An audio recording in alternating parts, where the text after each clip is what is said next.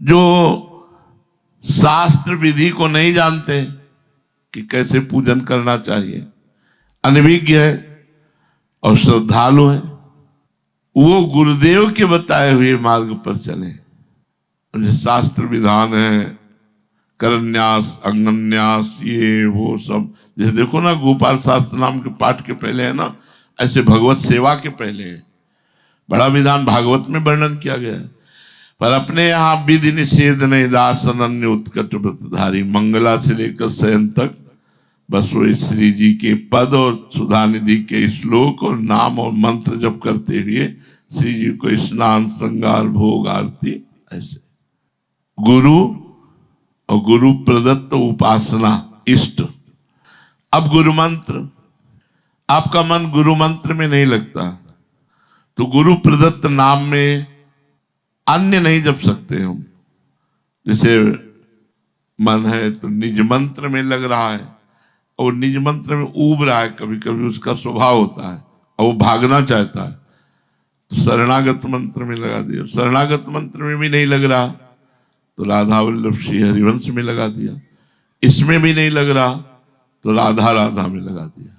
बस इतना ही उसको घेरे में रखना है, क्योंकि गुरु के श्रीमुख से राधा, राधा वल्लभ श्री हरिवंश, शरणागत मंत्र, निज मंत्र वही सिद्ध होगा जो गुरु के मुख से मिला हुआ है। अपने गुरुदेव के द्वारा दिए हुए मंत्र और नाम जप, इससे आपको बहुत जल्दी सिद्धि प्राप्त होगी। एक बार चर्चा कर रहे थे तो ऐसे गुरु प्रदत्त नाम को सबीज नाम कहा गया। वो बहुत जल्दी सिद्ध होता है, जो गुरु जी ने नाम दिया वो जप करने से, नाम मंत्र जो गुरुदेव जो नाम दे, मंत्र दे, उसमें अगर प्रणव ना हो तो कोई आवश्यकता नहीं कि प्रणव लगाने की जरूरत। नाम और मंत्र ये दो अपना जीवन बना लेना चाहिए। चलते फिरते, उठते बैठते नाम जब चल रहा है, मंत्र जब चल रहा है, इसके कुछ नियम बना लेने चाहिए कि इतना नाम जप करना है, इतना गुरु मंत्र जप करना है। बिना नियम के ठीक नहीं रहता। अब जैसे हम पहले नियम से जपते थे, अब एक ही नियम है, अव्यर्थ कालत्वम। 1 मिनट भी हमारा भजन बिना ना जाए। क्रिया क्या हो रही हम इस पर ध्यान नहीं देते, ठाकुर जी जाने। चिंतन क्या हो रहा है इस पर ध्यान देते हैं। प्रतिदिन नियम पूर्वक जप गुरु मंत्र का, जैसे हमने 11 माला कहा है कि गुरु मंत्र कम से कम 11 माला तो होना चाहिए। शेष समय नाम जप करो और अधिक जप करो, भगवान की कृपा पर 11 माला जपना चाहिए। आप प्रतिदिन प्रातः काल से शयन काल तक बिना नियम किए सोए नहीं, अपना नियम पूरा करें। कितने लोग ऐसा है जो नियम पूरा करते हैं।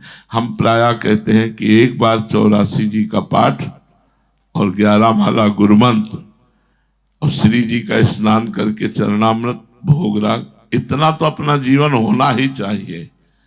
आपसे प्रार्थना करते हैं कि 11 माला आप नित्य नियम पूर्वक पूरा करो, गिन के।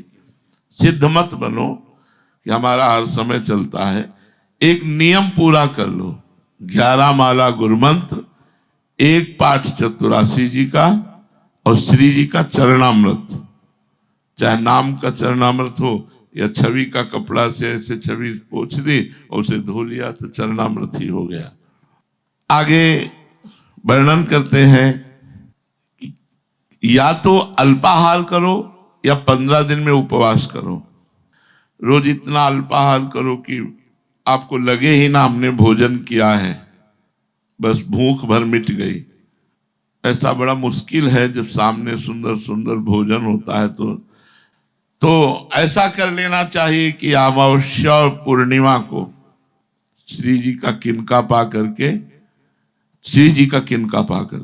जैसे एक टुकड़ा रोटी, थोड़ी सब्जी, थोड़ी दाल, ऐसे पा लिया, प्रसाद पा लिया दोनों टाइम, और पूरा दिन उपवास करे, फिर और कुछ न पावे।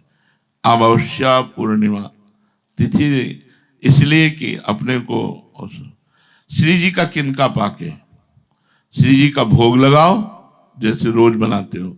लगाने के बाद थोड़ा रोटी का टुकड़ा लो, थोड़ा सब्जी का, थोड़ा दाल का, और उसे पालो और शेष गाय को पवा दो या किसी और को पवा दो। दोनों टाइम भोग श्री जी को लगाओ। तुम किनका ले लो, अमावस्या पूर्णिमा को पूरा ऐसे रहो। या रोज स्वल्पाहार करो, अल्पाहार करो। भोजन भजन पर बहुत बड़ा प्रभाव डालता है। और दैवी संपदा बनी रहे हर समय, इसलिए स्वाध्याय करो। जैसे चतुरासी जी है तो लीला गायन है, लेकिन हमें सिद्धांत चाहिए तो कुछ सत्संग स्वाध्याय जरूरी है। हम जीवन भर उड़िया बाबा के उपदेश अपने साथ रखे रहे। आसुरी संपदा का नाश करने के लिए दैवी संपदा बनी रहे, इसलिए कोई आदर्श महापुरुष के प्रवचन सुनो और एक वाणी जरूर रखो। जैसे हमारी सलाह है पूज्य पंडित गया प्रसाद जी के साधक में साधुता, बढ़िया दवाई है। रोज 1-2 पेज पढ़ लो, हमारी बात मान लो, क्योंकि उड़िया बाबा को समझने के लिए थोड़ा विशेष विवेक चाहिए। साधक में साधुता, और दूसरी वाणी बिल्कुल अमृतमयी पूज्य राधा बाबा की आस्तिकता की आधारशिलाएं, ये जरूर रखो, अपनी बैग में जरूर रखो। 1-2 पेज पढ़ो, तुरंत आनंद की अनुभूति होने लगेगी।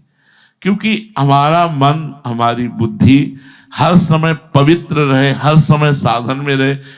कोई ना कोई ग्रंथ, हमारी मान लो संप्रदायवाद से मतलब मत रखो।